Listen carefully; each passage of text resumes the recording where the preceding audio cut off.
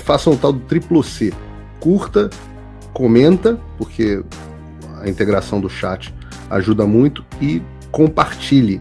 Você pode fazer essas 3 coisas que ajudam o algoritmo a aparecer. Mas eu não estou brincando não, pessoal. Dá uma paradinha agora de 1 segundo e clica no joinha, porque às vezes sabe, essa pessoa já está acostumada a ouvir isso. Não. É importante que você faça isso, porque se você não fizer, inclusive atrapalha o vídeo. Parece que o vídeo é menos relevante.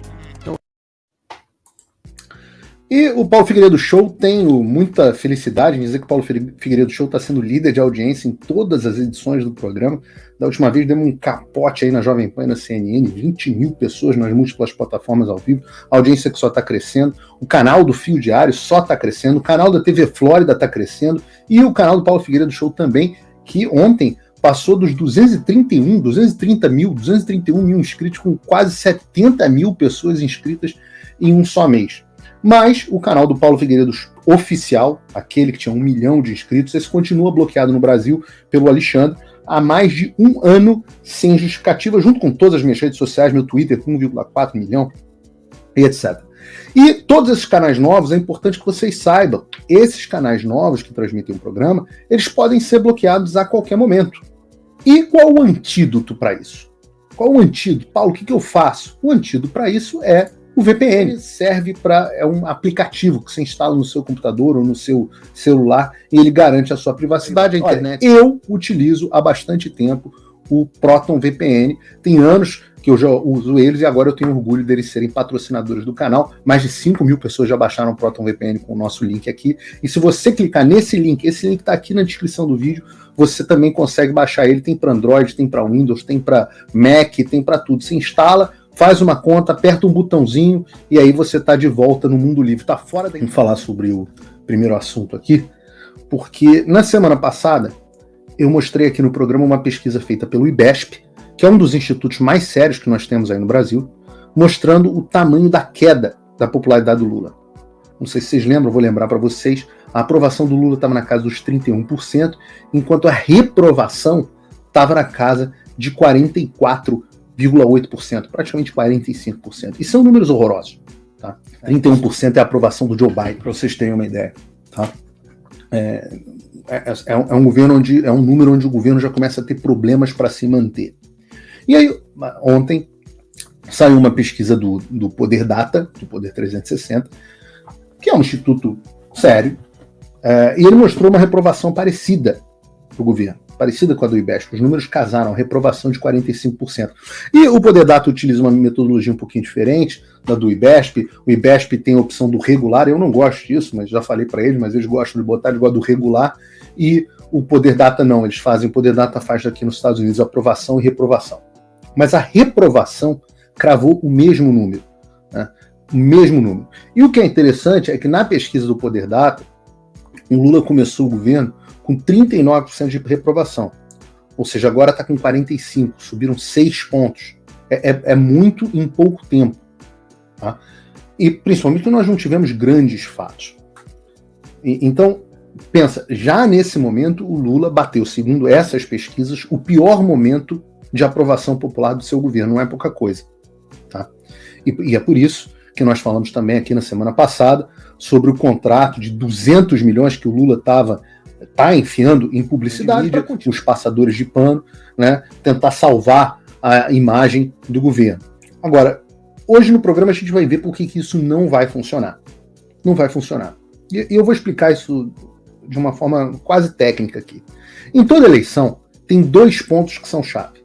Tem 2 pontos que são cruciais, principalmente para o brasileiro. Economia e segurança. O Brasil é um país muito violento, então a segurança tem um peso muito grande. Em outros países como os Estados Unidos, imigração tem um peso grande, no Brasil não tem tão grande. Mas no Brasil, economia e segurança são centrais. Economia é universal. Você tem um estrategista americano, um marqueteiro democrata da campanha do Bill Clinton, fez também parte da campanha do Joe Biden passado, James Carville. Ele ficou famoso porque ele disse a frase: é a economia, né? É a economia que decide o resultado das eleições. Para o Carville, estou falando de novo de um dos caras maiores estrategistas de campanha eleitoral da história. O Carville diz que se a economia vai bem, o candidato é reeleito. Se vai mal, dá a oposição.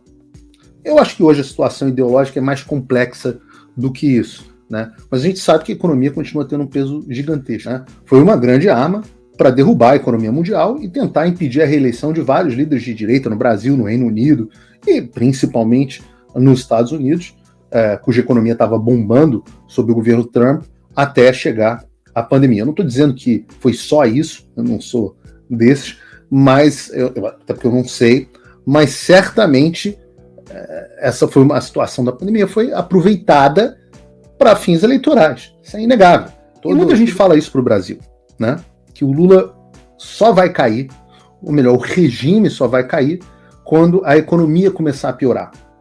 Se a economia for bem, e tem uma certa razão nisso, né? Se a economia vai bem, aquelas pessoas que não estão muito aí para política, etc., elas não prestam atenção. Infelizmente, essa é a realidade.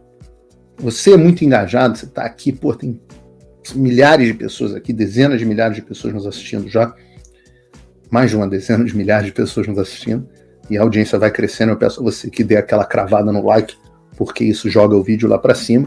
Mas é importante dizer que o Paulo Figueiredo Show, em geral, tem alguma coisa como 150 mil espectadores por programa. Depois vem os cortes. Se você for somar os cortes, a gente chega aí a 1 milhão de pessoas assistindo. O Brasil tem 200 milhões de pessoas. Mais de 200 milhões de pessoas, 220, 210, sei lá. A gente está alcançando ainda uma fração muito pequena, que são as pessoas que estão engajadas e prestando atenção na política. Mas tem um número gigantesco de pessoas que não está. Eu estava falando com uma amiga minha, mora aqui nos Estados Unidos, brasileira, etc, etc, e eu falo, não. Ela, como é que tá o seu Locals? Eu falei, meu Locals? O Locals foi fechado no Brasil. O Locals fechou. Não é possível? Que absurdo. Eu falei, pois é. Eu falei, o Rumble também aconteceu. É mesmo? Que absurdo. Eu não sabia disso. Eu falei, mas como é que você não sabia? Mas e o seu passaporte devolveram? Eu falei, não. Estou sem passaporte. Aumentaram a perseguição contra mim de lá para cá.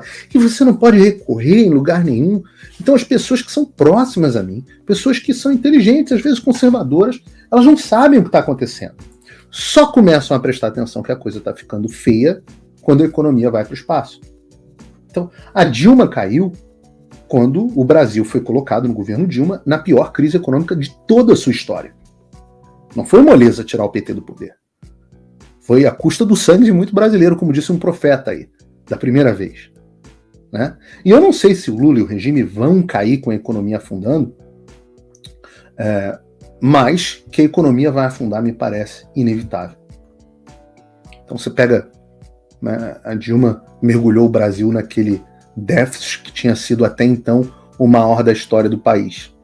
No ano passado, o governo que tinha feito campanha, eu digo até então porque no ano passado o governo que tinha feito a campanha prometendo um déficit zero, né, já na entrada acabou com o teto de gasto, substituiu pela fraude do arcabouço fiscal, com aquelas Miriam Leitoas da vida defendendo, dizendo que era um entusiasmo, o que uma fraude, o arcabouço fiscal era uma piada, era um cheque em branco para o governo Lula gastar o quanto que ele quisesse. Depois eles começaram, eles vão de mansinho. Não! Haddad vai ter um déficit de 1% do PIB, 100 bilhões de déficit. Aí eu cravei, no início do ano passado, que a gente ia encerrar um ano em 200 bilhões de déficit, que era o dobro do que o governo estava prometendo. Vocês lembram disso? No fim das contas, fecharam com 230 ou 249 bilhões, depende da conta, de déficit primário. E aí eu falei que Dilma era o maior déficit da história do Brasil, e aí o governo Lula foi lá e falou, hold my beer, como a gente diz em inglês aqui. Espera aí um pouquinho. E fez 250 bi de déficit, e esse passou a ser o maior déficit da história do Brasil, excetuando, claro, o ano de pandemia, que aí não adianta, não conta.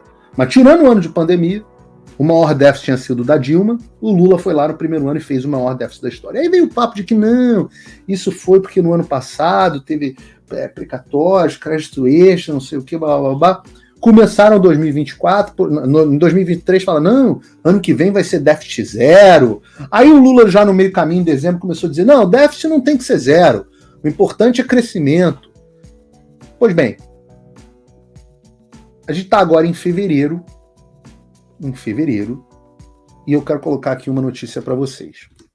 Oi, eu vou ter que parar o vídeo só para te atualizar. A perseguição implacável continua.